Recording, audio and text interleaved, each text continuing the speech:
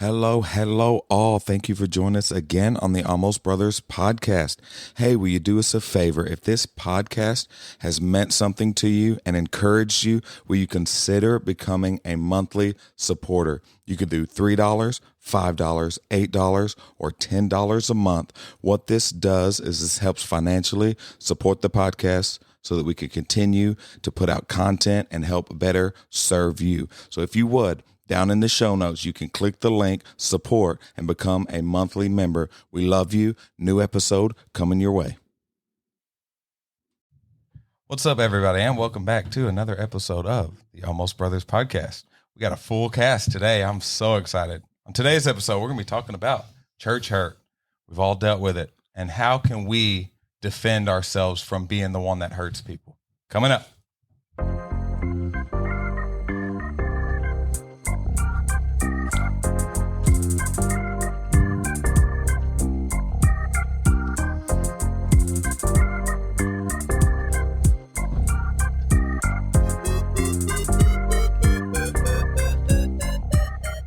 What's up, everybody? And welcome back to another episode. Thank you for joining us yet again. Jeremiah, how are you doing? I'm good. How are you doing? Man, I got to step my game up. You just go to like JCPenney and be like, I want that off the rack. Just like that whole. Oh, come on now. I don't know. You was just you were just telling Pastor that he looked like a JCPenney mannequin. Yes. Oh, okay. My bad. Okay, yeah, I got to go. I don't want to be JCPenney. No. You still haven't checked out Robert Graham, have you? No. Oh man. No, I haven't. Gotta check it out. Or Robert Madu. You told me. Yeah, I've heard of them. They're not the same. Oh, okay. Yeah. Yeah. Yeah. I've got no idea what you're even talking about. He's always giving me a hard time about the way I dress, and I was like, "Is that Robert Graham stuff?" You know? Okay. All right. It was something I picked up off Pastor Bolin. You know how he dresses. Oh yeah, that's yeah. I thought he looked like Blake Shelton for a second. It's Blake Shelton. Wow. Oh, I do got that on too. That's a compliment. And he does. He got the cowboy. Like, why do you look familiar as Blake Shelton? That is so funny. I'll take that. Yeah. Hey, Does that make me Gwen Stefani? Yeah. What we're saying is you ain't ugly. Oh man, I'm flattered. You got the love. But yeah, on today's episode, we got a full cast. We got James over here to my left. How you doing, babe? Good. You need to get You're up gonna here. have to lean in. Good. We got Missy. How you doing? Doing good. Yeah. Looking good, doing good. Thank you. You got the bangs going. Not everybody can pull the bangs off, but I don't know that I can, but I'm rocking it because I have wrinkles. Yeah. It covers them. There you go. And for the first time on the podcast, we have Rob and Katie. How are y'all doing? Good, thanks. How's it going? It's going. For anybody that doesn't know, this is kind of one of my right-hand men down there in the youth and really just everywhere in the church. You know, I talk about how Jeremiah, like with construction and stuff like that, he knows everything about everything. Right. You know, inside out, up, down. And Rob's kind of like that when it comes to music and lights and building stuff. He just knows he knows everything. And it's really cool to have him in the ministry with me. So it's good to have you on. Oh, it's good to be here. And his beautiful wife, Katie. How are you? Good. Good. She said, "I'll chime in when I'm ready." We had. Oh my goodness, Lloyd on here. Oh man, we didn't get much out of him. No, he said probably 4 words the whole time. He just like sat there. I don't know if I'll be much different. Yeah. Oh yeah, I think once it gets going and you get the hang of it, y'all will start flowing. Yeah. We're just sitting here talking like always. Table, Yeah, exactly. Yeah. When we just sat at the house and we were just hanging out talking. So. Yeah, we're going to talk about church hurt, which is, I think, something that every single one of us have dealt with in a big way. And, I'll kind of start because I have the biggest mouth at this table. So, hallelujah. Yes, that's on that. Preach. Man, I know one of the biggest things that kind of hurt us when we were teenagers, when we had Lee, we were pregnant and we had her and we wanted to dedicate her. And I was a part of this church since I was 5 years old. And when we went to dedicate her, they forbid me to go on stage with Jamie during the dedication because we weren't married. And they said, well, you're not a family. Oh. So it was, so that was kind of my first taste of real, I don't know. Legalism, I guess. I don't know what you even call it, but it blew my mind.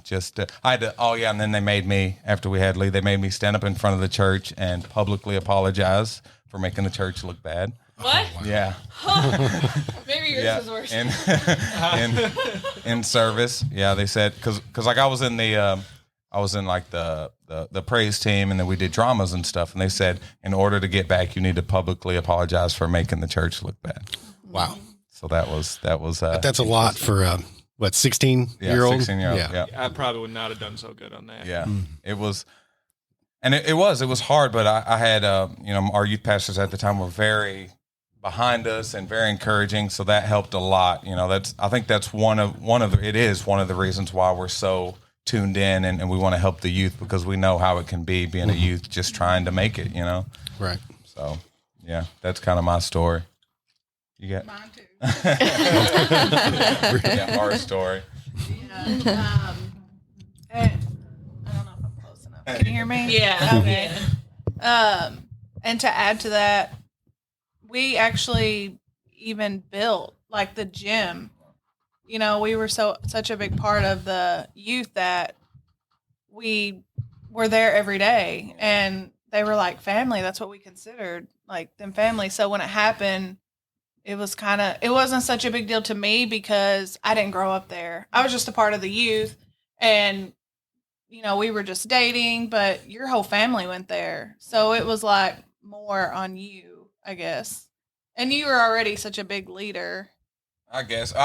And that was the biggest thing is that, like when we built this gym, like the youth built it. My grandpa poured his sweat into it, and it was a family. Like we looked at this church as a family, and as we should look at churches. It should be a safe haven for us to go, especially young people. That should be a place where you go, that if you're not getting love at home or you're not getting love somewhere, that you can go and get love. And it wasn't that most of the time.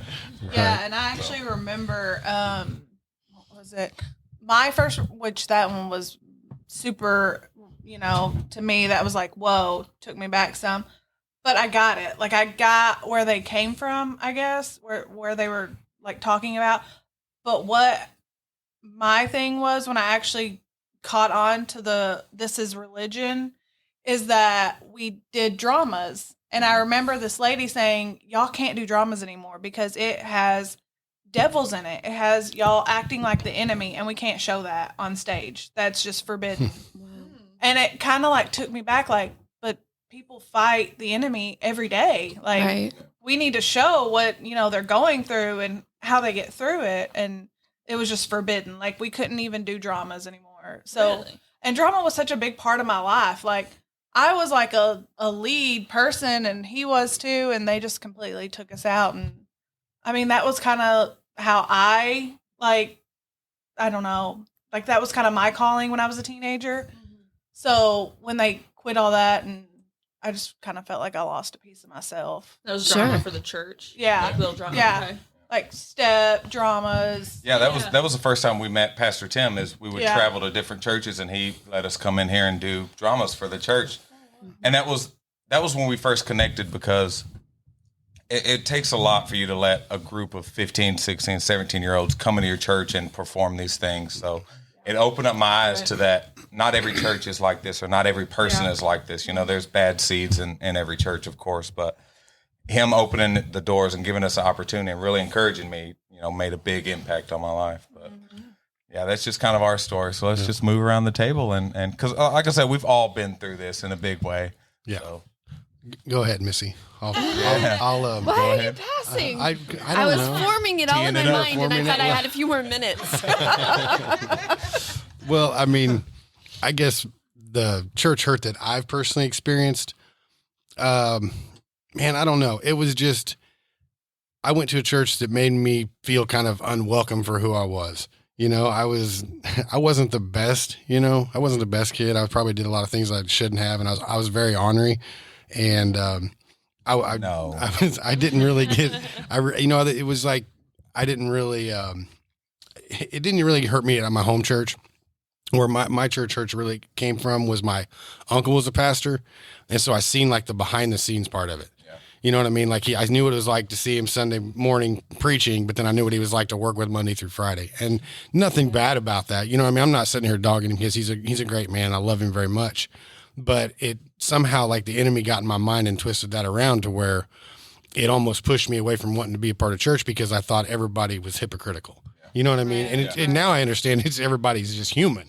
You know what I mean? It's not being a hypocrite. It's just, people are human, and even pastors make mistakes, and pastors, struggle with things, anger, whatever, you know what I mean? Exactly. And so I guess that's really kind of the extent of mine. Like I said, the reason I wanted to pass to my wife is because she's, been in church a lot more, and has a lot more in this area that she can. I've got a lot more hurt. She gets a lot more hurt than she can speak about. He's like, I got a couple punches. She's been beat down. Yeah, I mean, it's a miracle she's still sitting here, standing here, But when I think that's what this is going to get at is just that we've been through it and we know what it feels like, So Right. I think that's what's good is you're a testament to that, in a big way. And I think it teaches you each story we have. It teaches you how not to be. Yeah. To someone else within the church. We're all human. We all make mistakes. But it's all learning process. We say, okay, I experienced this. I don't want anybody in the church to experience this. So I'm going to stand beside them, and if I see someone getting hurt or whatnot, to be the first one to be over there and say, listen, this is not how Jesus would do it. And I want to love you through it. So that's the biggest thing for me. I, of course, everybody knows I was married before Jeremiah, and I was married for 20 years to a man that was a drug addict and an alcoholic, and all kind of abused me and all this stuff, but no one knew. Like, I kept it a secret. And we eventually lost our church that we were at, and it was my home church. And, through being a minister, you experience some hurt, some heartaches and stuff like that. Just the normal. You're walking with people.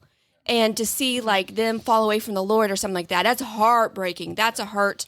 I would consider that even a church hurt, and then you can be the cause of someone's hurt, and I know I have been. I didn't do things perfectly 100% with everybody. But anyways, what I experienced was when we lost the church, when it came out that he was a drug addict and he had been arrested and had a DUI, and we were in a denomination that took that very seriously, of course, and removed us as pastors, which they should have. I'm not going to say that they should have stood by us at all. No, absolutely not. A drug addict should not be a pastor. I mean, let's get real. But how they handled it affected me, and it affected my children, because what we had to do is stand in front of the church, quite like what you said. And as my ex-husband read a letter stating he was a drug addict, and my kids were right there, what are these standing up in front of the church as he's doing his resignation. And then they did a receiving line, and it almost felt like a funeral, where people were coming through saying, I'm so sorry, I'm so sorry. And then they said, you can't come to church here anymore. Oh my God. This is my home church. This is the church that I would have ran to when my life was crumbling. And they said, no, you cannot. And you need to break away. Like, I had to break away relationships. Mind you, you're not even the one that was struggling with the issue. No. But I was told I was the same. Yeah. Because I was married. We were one. It was the same thing. Guilty by association. And so we had to remove ourselves. And I had to try to find a church home, because I still believed in Jesus. Still believed Jesus was the healer and, and everything. And had to go around and try to find a church that would welcome us in. By then we're black sheep. And unfortunately, I lost a lot of friends. I mean, a lot of pastor friends, still to this day. And going into church, we were in a small town. I mean, we're from the same area. And I'd go into Walmart or something like that, and people from the congregation would go to a different line. Yeah. And wouldn't even stand by me. And I'm like, my world is falling apart. And eventually, I lost the marriage, which that had to go anyway. But it was just, I lost support. And I'm like, I poured into you guys. I poured into you guys. And now you're just casting me aside. Now there's people there that love me. I'm not going to tell you that there was people that stood by me and tried to push for my family to be able to go to church there. But it was a handful of people. I wish it was the whole church, but it wasn't. And so that's kind of what I experienced. It was like a shunning. Like you would almost think of the Amish whenever, they left. It was like, and that was it was very, very hard. And pretty much was told, my ministry was over. Yeah. Of course I say the cliche things, you'll go on and stuff like that, but no one was there. I mean, but I experienced all that, and I don't want to like chime in on the negative. Yeah. Because I believe God's going to use that for His glory. Yeah, I didn't go through that in vain. I didn't go through those experiences that was hurt just to say, oh, poor you. Yeah. But no, it's to point others to Jesus. Yeah. That though I was hurt, yes, though I was walked on, and though people don't save me, it was Jesus Christ, and it caused me to go after Him more so than other people. And, and Sunday after Christmas, we went to the church, and I go there every once in a while. And Sunday, I mean, I changed like outfits 4 different times. Like I wanted to have the perfect outfit. So walk in like, it. Yeah. Right. Missy's in the house, and I was going nuts. And he's like, "What is wrong with you?" I think I was like freaking him out or whatever. She like redid her makeup like 3 times. Yeah. But I walked in, and it was I'm sorry, I'm taking so long. No, you're good. But it was the craziest thing because I did not want to go, and it wasn't that church specifically hurt me. It was all the memories. Yeah. It was just everything. My kids don't want to go there because, that's the one thing is that church hurt my children. Yeah. They're not serving the Lord like they should because of that. And it makes me want to hit some people, with a holy slap. Yeah. Like, come on now. Bring it all the way back. But because that's a Pharisee attitude, Yeah. Think you're better, then I'll watch you go through it because you think you're high and mighty and on this pedestal. Watch God rip it out, and it's just going to happen. Yeah. And I've seen it in my own life. I've seen it. But anyways, I was going somewhere. I went into the church, and I was like dreading it, and I was like, I don't want to go and stuff. And one of my best friends was at the altar during worship, and I went up and I was like, I questioned myself whether I wanted to go up there to pray because it would draw attention to myself, and I was like, I don't want to. But I was like that feeling of the leading of the Holy Spirit, and I walked up to the altar, and the new pastor like stops me. It was like this weird awkward thing because I wanted to tell him I'm coming up here to pray because he didn't know who I was. Right. I weighed like 60 pounds more. Hardly anybody knows who I was, but anyways, and so I go up there, and he stops me, and he gives me a word. And it was like the craziest thing. He's like, you shouldn't walk around like you're in shame. And he just kept going on and like that. He goes, you have a calling on your life, and you're not going to be in the same place that you are right now in a year, and it's going to come in steps. And he just was like, I was just like, what? Yeah. And that's how God is. Yeah. At the place that I thought I lost everything, my ministry, my calling, and it felt like the enemy took everything. The Lord's like, no, I'm going to restore you right here, right in the spot where I used to stand to worship in church. And it was just like this crazy thing. And I was like, I didn't know what to do. It's like, I'm like worshiping, and then I'm like, because I wanted to like bawl, but then I didn't want to bring attention to myself. But I was just like, I'm going to treasure this in my heart. Go pray for my best friend, tell my husband afterwards. But God is good. So that's a church hurt story, a very long one. Oh, no. Sorry. That's good. Because that's what the point of this episode is not just talking about church hurt, but talking about how it's a good thing. How God will turn it into something good. He says they hated me, so they're going to hate you. Right. Even my own people, it's like when he went to his own hometown, he couldn't heal very many people because they didn't accept him, Right. And it's the same with us. So that's very good. Yeah. We have to allow him to turn that into a good thing, because you can choose to be, bitter about it and hold on to that resentment. You can choose to, let that seed of whatever fester in you and to hatred and all this other stuff. But if you allow God to work in that situation, he can turn it into something beautiful. Absolutely. Yes. And I have to watch myself because it's easy to fall back into that shame. It's so easy. And that's what I want to tell people is just to remind yourself, Romans 8:1, there's therefore no condemnation in those that are in Christ Jesus. Right. And I have to remind myself over and over again, because some people want to keep you in that role. Yeah. You know, they're the tool of the enemy, and they, you know, enemy just slips them on and wants to remind you of your past.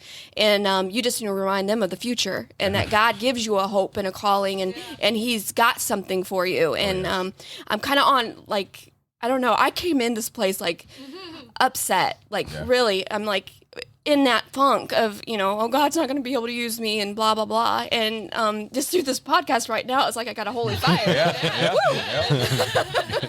Praise God for church hurt. And you quoted Carmen on the reminding him of his speech. That's a Carmen quote out of one of his songs. He's going to be here on the 23rd. I didn't even know that was God. Yep, that's right. Oh, channeling my inner Carmen. That's awesome. Well, moving right along to these were the two or the three that I was ready to hear about. I kind of knew ours, but I was ready to hear Missy's story again, and then y'all's story of you know, kind of dealing with this. So y'all are up. It's funny because they're both like shy but not, you know what I mean? It's like they're shy, but then when they get to know you, they open up and they've become really great friends. So I'm just like, I guess like my story, I guess coincides with hers. Like I don't have a very deep church hurt. No, like, I think a lot of mine more. I think worse.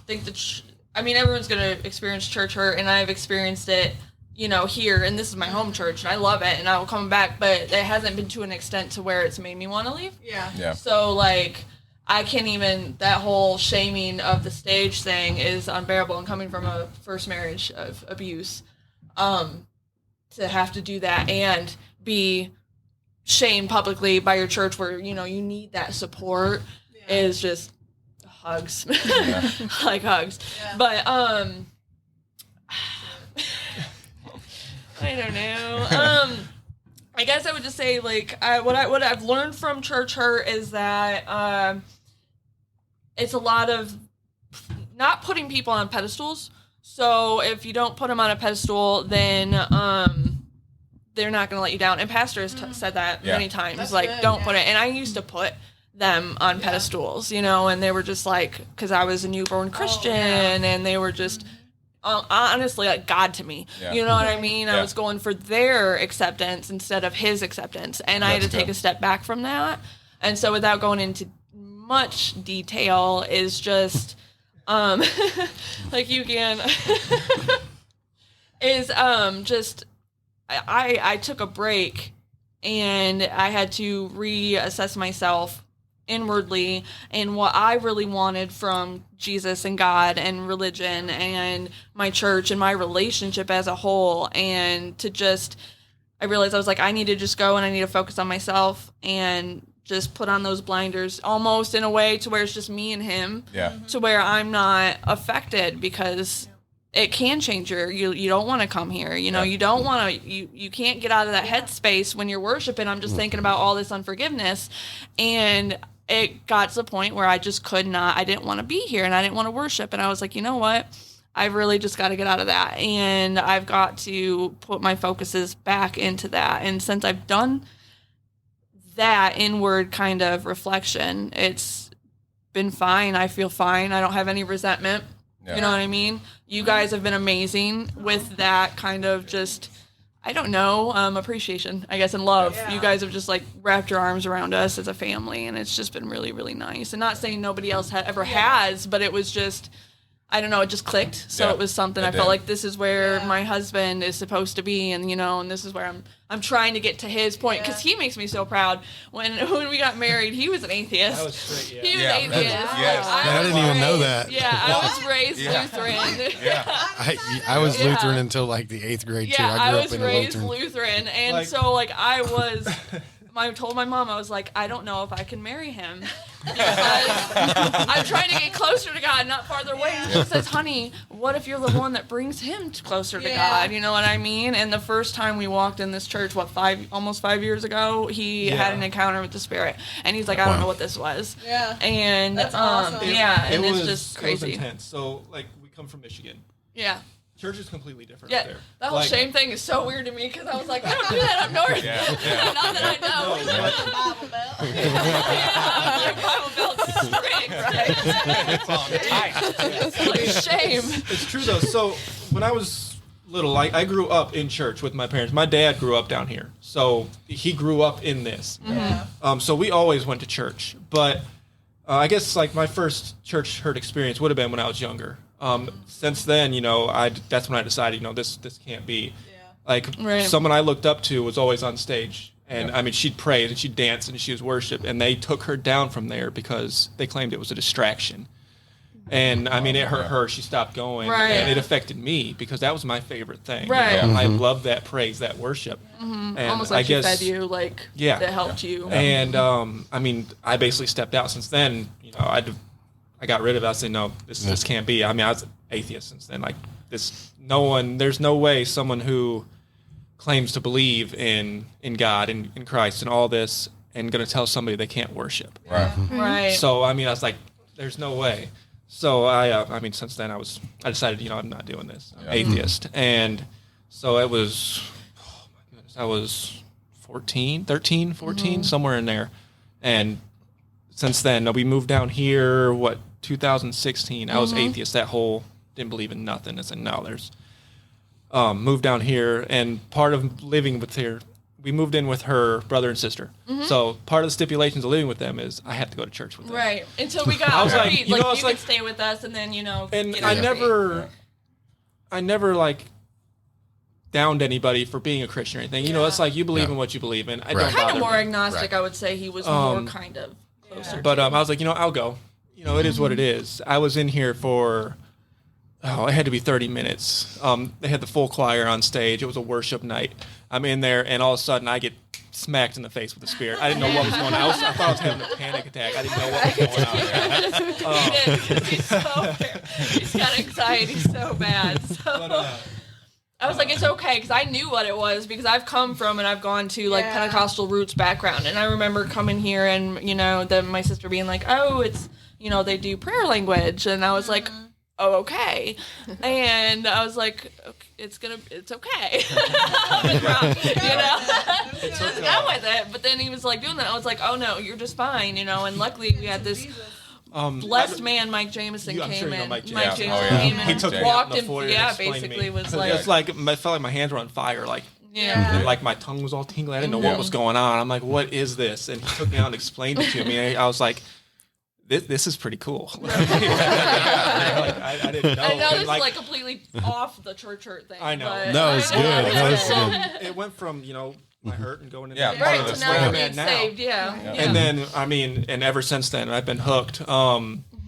I've been used on the stage shortly after, and it just kept me tied in, and I've just grown. That's Yeah, awesome. he wasn't even saved when he was on. That's he awesome. walked off stage with he was playing the guitar, and he walked from his spot to be like, I want to be saved, and Pat like it was just crazy. Oh, that is cool. He was, Yeah. Wow. So Like God was doing worship, awesome. yeah. He literally made I know he believed in it Yeah. at that point, but he never made that that statement that Yeah. you make out loud to Yeah. everybody, Yeah. that Yeah. commitment. Yeah. And Yeah.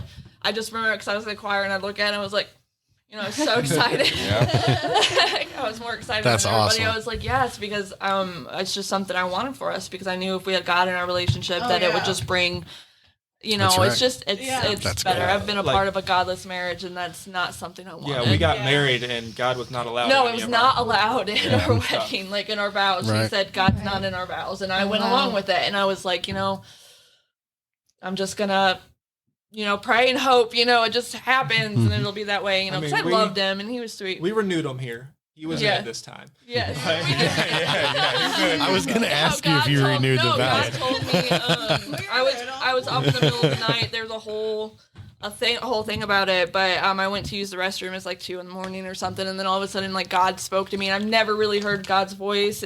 I have too much going on in there to like filter it out, but I'm like half, dumbfied, and I was just renew your vows through me, and I was like, what did that come from? Like, where did that come from? Because it was never talked about. We talked about maybe in like our 10th or 15th, we'll do it through the church and it'll be good, but no, it was like no now, and I got this feeling of being like it needs to happen soon, Like it was, I don't know how to put that word, just to hurry up and do this, you know? And I was like, okay. So Urgency. I told Rob, urgency. Yeah. There was an urgency in his voice. And I was like, oh, okay. So, oh, okay. And so I called Pastor, and we did it before a service on Sunday. And that following Sunday, I had God confirmation. And with doing that, we had where a bunch of churches came together, and we were worshiping under, you know, this roof. And this lady I don't know, she kept looking at me, and I'm like sitting down because I'm already like, you know, we've been worshiping for hours, and I'm sitting down just kind of, you know, enjoying it. She keeps looking at me, and I'm looking at her like, what is she staring at me for? You know, like she's like intently staring at me. And I was like, does she know me? Because I have that face. Or is she gonna ask me if I look like my sister? 'Cause I get that all the time. But she comes over and she's like, I just wanted to tell that God saw your obedience, and you know, he was proud, or I can't remember what she said, but she said, I remember her saying obedience. And to me, I was just like, whoa, you know, because I was just like, I was being obedient to his word and actually listening to it. And I followed through and I did it. And then she came, someone I don't know from Adam, you know, and she's like, God saw what you did. Yeah. And you know, I can't remember, but it was obedience. And I was just floored by that. But yeah. Awesome. Yeah, that's awesome. I know.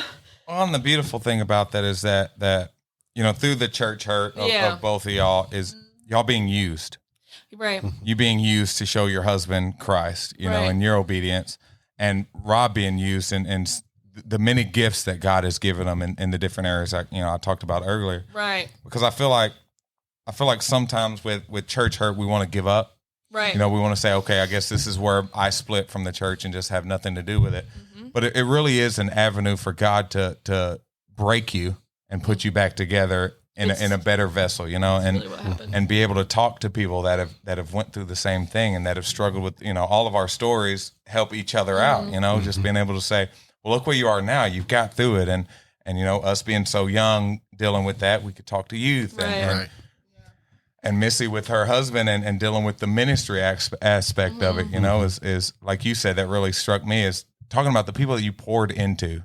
Like that is the most angry I get. Like my ears get red. I get angry when somebody does me wrong that I have just poured and poured and poured into. Right. It's like, oh, I've like, oh yes, like you know how many nights I've stayed up. Quiet. Like, I think I get more church hurt over like being just like watching over things with Rob and everything. Like I was getting church hurt for him at some aspects, you know, where I was just like, man, you know, because like all these things so far. And he's farther than me, and I've been raised in the thing. There's no better Christian, but honestly, like his faith is just, he's here all the time. He doesn't make excuses. That's the thing with him that I noticed right away is his willingness to serve. Right. Just serve in any area he can. He's to a point to where he takes on too much. Too much to where I'm like, you better come home, or you better tell Pastor he's going to take my trash out and cuddle me or something. You better come home. And it's such a good thing, and it. Yes. I'll be like, Mike, I gotta go. I'm gonna be grounded. I'm about to be grounded back. Like his phone will go off. He's like, oh man, I gotta go. But it really is. It inspires me to see that. It pushes me as he's doing all this stuff, and I'm like, I'm kind of just standing here. Like, I need to do something. Like, Rob, what do you need me to do? Like, let me do something. I don't know how he has the energy, because he works so many hours, and he comes home and he has to help take care of me, because I can't do a lot. You know, and so he does so much, and then he comes here and he just pours himself, and it's, you know, it's just servitude and it's obedience. And I was just like, I don't know how he's so driven, and he just makes me proud. But, Well, I think that's why God has connected us, is because, like I've said, I've been in this for 20 years since I was a little kid, and I know what it's like to serve and to feel like you're not seen. Right. And you feel like not only are you not seen because you know God sees you, but you serve and serve and serve, and it's like you're never moving anywhere. Right. Like you don't get moved up, I guess, or you don't get, you know, put in a place to where you can pour into somebody, but you just you feel like you're just serving and serving and serving. Yeah, I mean, I was like you were saying, I'm running all over doing a lot of stuff, and there's no recognition. Like I was foot in, foot out for a little bit. Yeah. So Yeah. like Right. you guys coming in and, all of a sudden I'm getting this recognition and things are changing and it's like it's relit that fire and Right. And mind you, he would have continued to be doing this without recognition. It's not like Yeah. he yeah, did it I for don't him. look. I mean, it's But it's nice. like Yeah, it's just good to- right, because you want to be Right. Yeah. told, hey, you matter in this in this church, you matter in this family, and Right. you And are contributing. I think that's really what we can take from this, because we've all been hurt kind of in our own ways. But one thing we've learned is we don't want to treat people like that. So where you were overlooked and you felt, unappreciated, then you're in turn making sure that he feels Right. appreciated. And you do the same thing with me too. Yeah, that's what I was you gonna say. compliment me all And the I time. love him for that. Yeah, Yeah, he's- like, it's it's like just like I was like my biggest I fan. keep you because My second biggest fan. Hey, I know. We've talked We about will it Yeah, before. we've talked. I was like, he's a bigger fan than I am. Well, we've talked about, y'all saying like we don't know why God moved us down here, and then Missy said, well, no, it's to be connected to the Yeah, Simmonses. absolutely. And I really feel that's what it is with both of these couples. There we go. With all four of y'all, is that everything has happened with Revive, with helping birth that church, with it closing down and moving us here. Is that we were meant to connect with y'all, Right. and that not only do as y'all said, we feed y'all, but y'all feed us. Y'all Right. encourage us. And I love that whole feeding into, because it's And that's what we're meant to, that's what Jesus did, and that's what all this church heard. That's the bad thing about it, is that Jesus is so disappointed in people that and people that are called by his name. yeah. Like, how ashamed does he have to feel of these people, especially talking about when we were kids or young Christians, like that treat somebody that way. Like, who are you to treat anybody that way, much less call yourself a Christian while you're doing Right. it? Yeah. Or these that- waitresses that wait on, Sunday Yes. patrons, and they're hateful and rude, and then it makes them like, if that's what church is about, I don't want it. Yep. And that's just no. Yeah. Yep. And it's to where it makes you mad and ashamed that people they see church like that. That's what I they know. see. I was just like, no, Jesus would be at that table with the, or like with that waitress, or in those alleyways with, the drug addicts that are suffering, and he'd be laying hands on them, and he'd be lifting them up. And that's what we're supposed to do as people, is like lift them up. He just needs to flip some coffee tables Yeah, more often, I'm telling you. and like some churches. Right. Yeah. Holy Like, this slap. is not The holy Yeah. slap.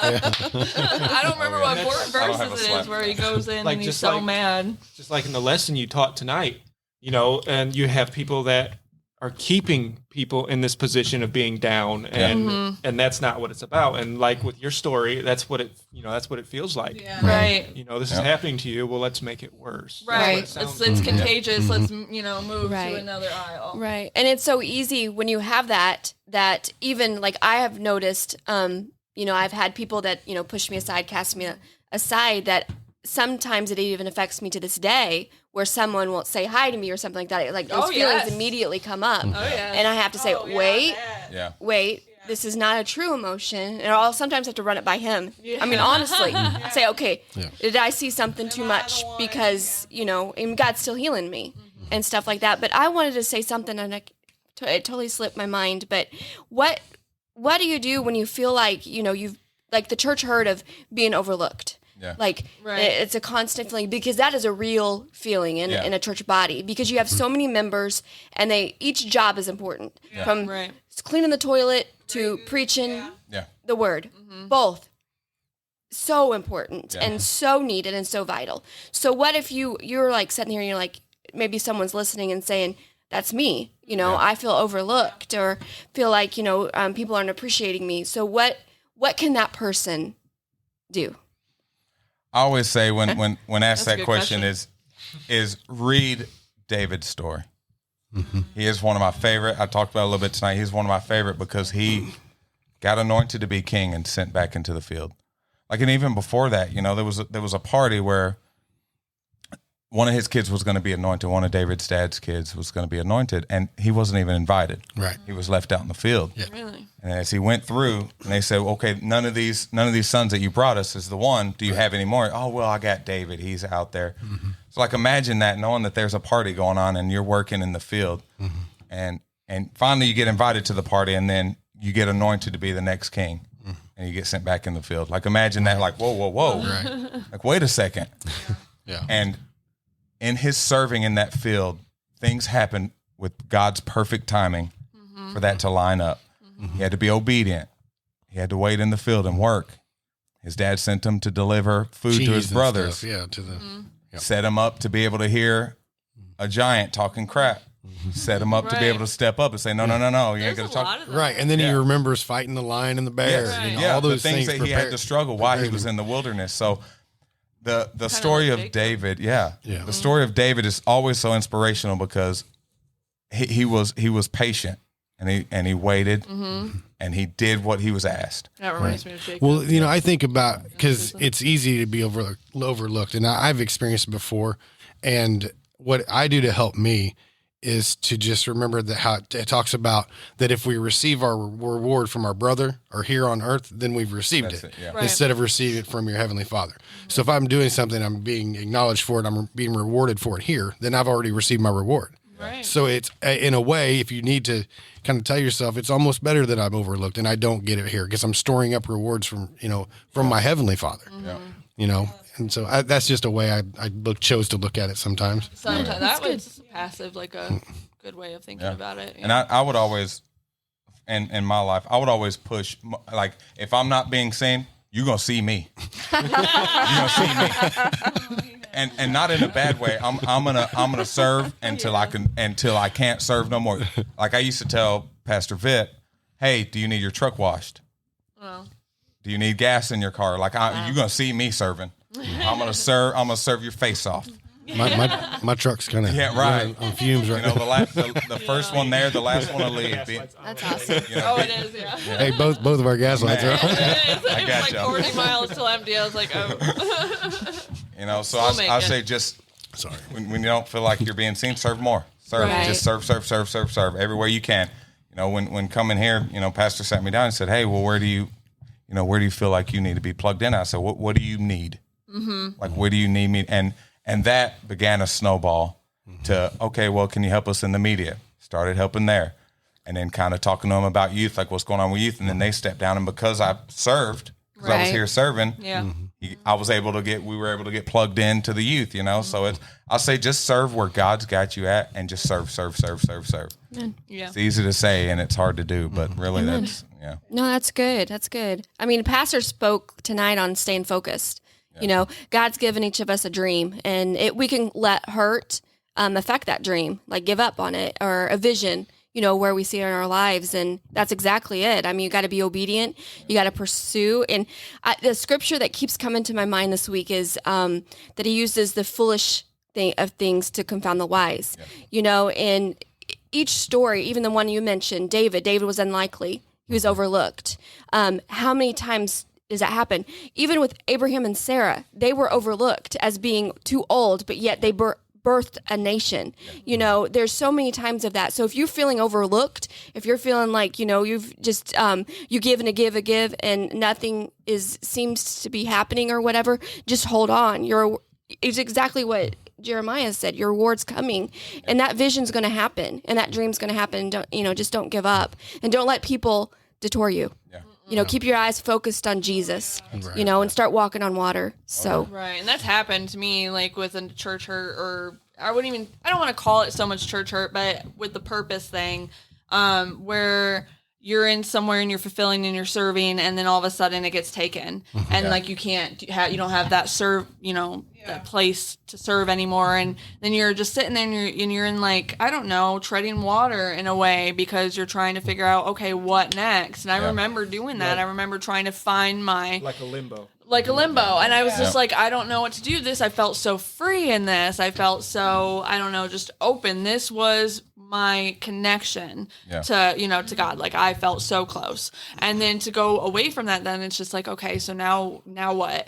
And I think it took like a lot of, I don't know, many months and just a lot of battles to find where I'm at and with where Rob was going to go, and you guys coming in like really, really helped. And just to see the love and the support and just the uplifting, and not saying, like it's just you. But just to see that is what intrigued me to come be like, okay, well, maybe I want to be in this. Like, maybe I want to be involved in this area because these people are awesome and they're genuine and they're true and I can be myself without the judgment. Yeah. And you know what I mean? And they'll uplift me anyways. And I'll be like, I have a really hard day and I'm sinning in this area of my life, help me out, and they're going to lift me up. You guys are awesome. So I would just think that, like, church hurt, it does hurt, but sometimes it leads you to where we're at right now. Yeah. And I think it's just all, it's divine. It's coming from, you know. Absolutely right. Amen. Yeah. Oh, do you have something? You leaned up now. Oh, what?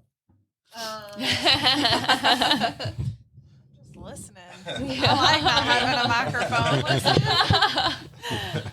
What I was going to say is, like, when Revive shut down, we kind of didn't know where we were going with youth. We had a huge youth group, and it was, like, thriving. But, after that, it kind of made me sad. I don't know how he felt. I was just like, is this a joke? Mad. Yeah. No, which...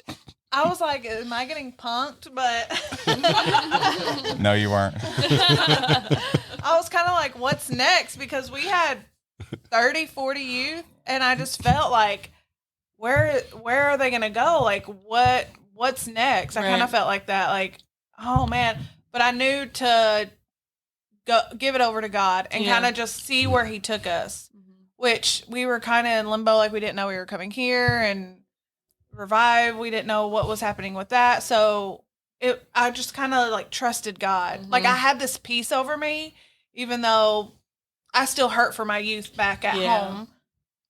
But I was just like, okay, God, like, I'm leaving it in your hands, and wherever you call us to, or whatever it's going to do, we'll be there. Like, like he said, whether it's to serve, and when we started here, we didn't have any plans. Like, he was just like, oh, I'm going to help with the cameras. Yeah, playing drums. And I was just like, okay, well, I'm going to enjoy service while because usually we deal with youth. But I was just like, okay, I'm just going to, not do anything and just enjoy service and put it in God's hands wherever it was led to us. And then it was just like a snowball effect, like you said.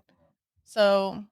where it is. Yeah. Oh, everything just like clicking. And It was literally just like one thing led to another thing led to another. Because that's one thing I can't brag about Pastor Tim enough. No, right. If you've got a heart to serve and you're genuine with it, he will plug you in. He will plug you in somewhere. I got a story on that because I was like having a meltdown talking to him. I'm like crying and all this stuff going, some with my unforgiveness and stuff like that. And he's telling me, let it go. And he goes, do you want to preach on Wednesday? And I'm like, what? Yeah. Because I honestly, I thought my calling was over. Yeah. Like, I really did. And here I am, a mess. Like, a mess. I would not have, if I was the pastor, would have been like, she's not one I want in my pulpit. Because she is crazy. But that's how he is. Because he says, because I really believe he said, you need this. Yeah. You need this because you need to see that God can still use you. Yeah. That you've not, like, and it was like, amazing. Right on time. And he's so good at and no one for the years, no one ever did that for me. Right. No one ever saw, what, I want to use her. I was, again, overlooked. Right. But he saw through the heart and was like, it was just, I can't brag on him enough. That's amazing. He's great. Amazing. And he will. And one thing I admire about him is when it's time to come down on somebody and get them back, he does it with such a love. When he gets on you, you still know, wait, it's okay. He knows me, his correction. And if you've got a place, if you're listening and you've got a place that you want to serve, that you want to just be used, you come in with your heart open and you want to serve, this is a place to come and serve. Absolutely. We had that whole thing with, I don't know if Megan's over it anymore. What is well, we had that. She used to starting you point. Starting point. Oh, okay, yeah. Find your calling, your areas where you'd be good at. Yeah, that's awesome. Oh, yeah. And it was really nice because it was personal. Like, they'd make you take like a like spiritual gift. Yeah, that's what we're doing right now. Yeah, we just started that. And I was like, that's really nice. So then they could plug them in somewhere where it would like resonate with that gift. Yeah, absolutely. And I was like, that's amazing. Yeah, and it's it's just great. It's great to be a part of. But yeah, it just one thing led to another, and it really is just getting in and just saying, God, I may be called to do this, but if you need me to serve here, Right. let's serve here. Right. You know, because you'll be amazed at how that one thing that you're serving at, that I'm not called to do this, but this is where you need me, God. You'll be amazed at how that leads to your calling. Right. How the road, it'll take you right there, smack dab to it. Yep. So yeah, it's awesome. Anybody got anything else on their heart? Feel free. And this has been fun tonight. Oh, yeah. Oh, been a it's good awesome. one. Yes. Well, the yes. stories were good. Shame. Shame. So weird. Yeah.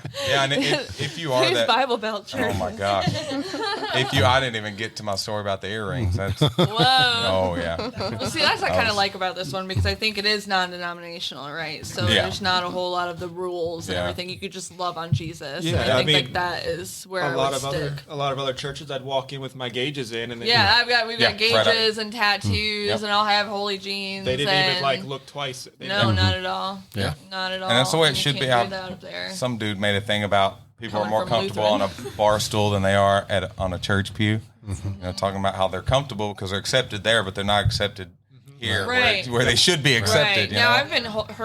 I've been told, and that people in Dexter around this area or whatever would call this like a drug church because Yeah. we take. we accept we it. accept- That's what you want. To But me, I was that's like, what I'd you want to be rather known as. That's what I Right. said. That's what I said. I said I That's- would rather be called the drug church than the one that's Right. not going to let anyone come in and find Right. Jesus because they're going to find him here. Right. Yep. And I just really appreciate that about Absolutely. Yeah, it's about saving those lost souls, Right, not right. keeping the ones you have. Right, and just like having a bouncer at the door, Yeah. like, no, you don't fit the Yeah. code, Yeah, like, you right. can't come in. Yeah, it turned into a country club. Right. It's like that pastor you Yep. hear that Yeah. dressed up as a homeless man Yep. and went into his church And nobody- Right. nobody acknowledged Yeah. him and people Yeah. were looking at him wrong and then he takes that off and they're like, Yeah. oh crap. Yep. I'm like, yeah, oh crap. Yep. What if that was Jesus? It could be Jesus walking into your church, Yep. homeless, Barefooted. looking like a drug addict, and it's Jesus. Yep. And you turned him away. And it's like once you click out of that, I don't know, like we went through it when we were teenagers, but once I like got past that and actually had a relationship with Jesus and learned, you know, like we're all going to fall, we're all going to Right. fail, like he's going to be there to Right. pick us back up. It's like, oh, like it's almost like a dumb. Oh, you're blonde human moment. too? Yeah. You're like, Like- you're human too? Okay. Okay, You well, know? let me go back in time and not accept that. Yeah. Because now I would have just been like, no. Like, Right. I think church hurt's good though for people. I know it sucks, but I also think it's good because it teaches you not to, you know, you don't want to do that. If you've experienced it, you don't want somebody else to Yeah. experience that. So you could be like that changing point for someone Oh, yeah. to just love on them, you And, know, you with know- what you did with those girls this morning or Yeah. this evening, you know, just And surrounding that's what them. I was going to say. Like, we've had youth, because we've done this forever, but we've had youth that has gotten pregnant, Yeah. you know, when Yep. they're teenagers and has done drugs, you Yep. know, being in the church. And, you know, all you can do is just love on them. Right, And they're pray for they're them. kids and they're yeah. teenagers, and they're so desensitized now. I think more so than our time that Yeah. it's even more of a battle Yeah. to try and And you want to guide them and not just like beat them over the head with No. the Bible. you know. Yeah, because we've had youth call us at 2 a.m. Hey man, I went out drunk and I messed up. Can you come and get me? Yeah, I want that. I don't want to be. I don't want you don't to want be the the phone call one. that he's No, and I Yeah. don't. I don't want to be the one that they're scared to call because Yeah. oh god, what is he going to say? Is he going to you Yeah. know? Yes, you correct them. You let them know this is right, this is wrong. But I love you. right, Like right. this is where you need to Right. be. You're safe here. You can tell me. We talked to our oldest daughter. Anything you're going through, like tell us. Let us know. We may get mad we may get upset with you, but we love you no less. Right. We want to know everything that you're going through, everything you're feeling, everything you struggle with. But yeah, That's like my dad used to say that too. I'd rather you call me and tell me to come pick you up than the cops call me. And I Yep. think that's also like I'm gonna love you, and I'm not gonna you're gonna be in more trouble if you don't. Yep. And I think that it's the same way with God, is that He loves us unconditionally, so we can be that for somebody also, to bring that, be like, yeah, you may have messed up and sorry, I get closer, you may have messed up, but I love you and I'm not judging you. And because that little judge or anything could turn them away from God, and then they can go down that road where it's just down, you know what I mean, rock bottom, but you being there for them and lifting them up, being like, yep, you're human. Okay, we got you. You know, let's bring you back up. And I think that is more helpful than the other because that would be more destructive for that person. So that's nice. Absolutely. Anybody else? Love covers a multitude of sins. That's what I kept thinking. That's right. I mean, really. I mean, come on. Boom, boom, ching. Scripture. I don't remember. I was like, wait, I think I have a clap on that. It does. We are all flawed. So, and I think that helps too when you realize that no one's perfect and like you're not either. And, you know, that's what Jesus is there for. Yep. So, Amen. you just, perfectly imperfect. Yep. That's good. Yep. Awesome. Awesome. Well, this was fun. Oh, yeah. So Not fun. as scary as what it seems. No, I'm sweating. I'm so hot. It's my nerves. Awesome. Well, thank you guys for joining us. And thank you, our listeners, for joining us. And remember, if you don't have a home church, check us out down here at the Lighthouse in Dexter, 8:30 in the parking lot, south side of the building, 10 o'clock inside. We love y'all.